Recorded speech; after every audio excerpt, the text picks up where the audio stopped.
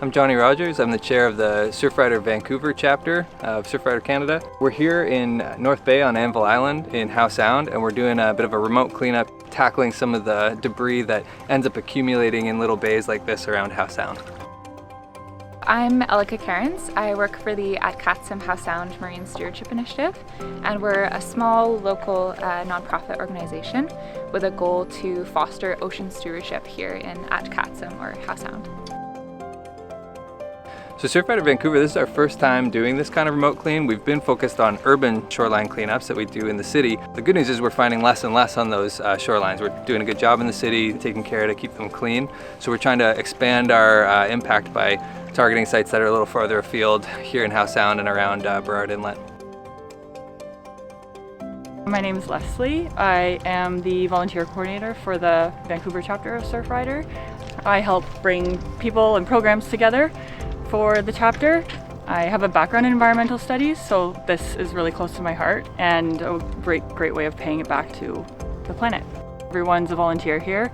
We do meetups and reach out to the public and have general beach cleanups during the summer that anyone can come out to.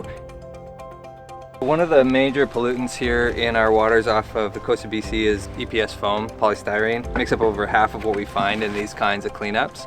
And it comes from marine infrastructure like docks and floats.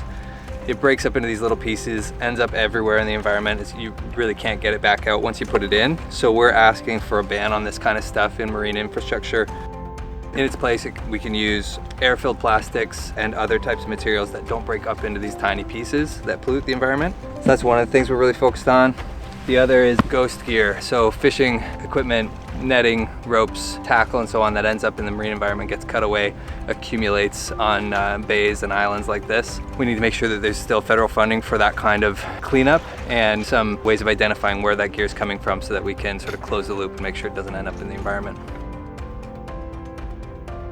My favorite part of my job is probably seeing other people connect with the region. I really enjoy managing and organizing our volunteer programs where we actually provide these opportunities for people to go out and connect with the land, whether that's through our research program or something like a marine debris cleanup.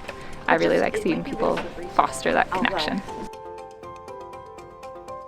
Learning about the marine environment is amazing, and learning not only just about the marine environment in general, but finding a place that's meaningful to you, finding a way to connect with the marine environment, whether that's through being out on a boat, through fishing, or through swimming in the ocean, or just a way that connects you to the marine environment. I think that's really important, because if we are connected to these waters, then we care for them, and then we're going to look after them as well.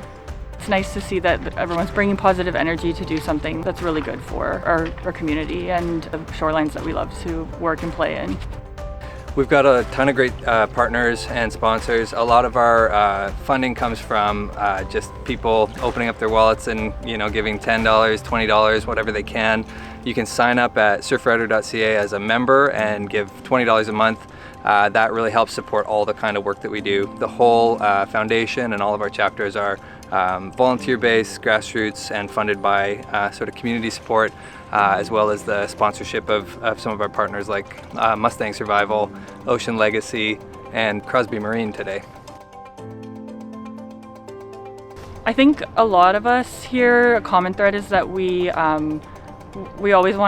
wanting to do more active volunteering and kind of more direct action to help the planet. A lot of people are either passionate in sports that relate to the ocean, or getting out in nature or being near the coastline. So it's both that love of nature and I think wanting to pay it forward to the planet that brings us all together.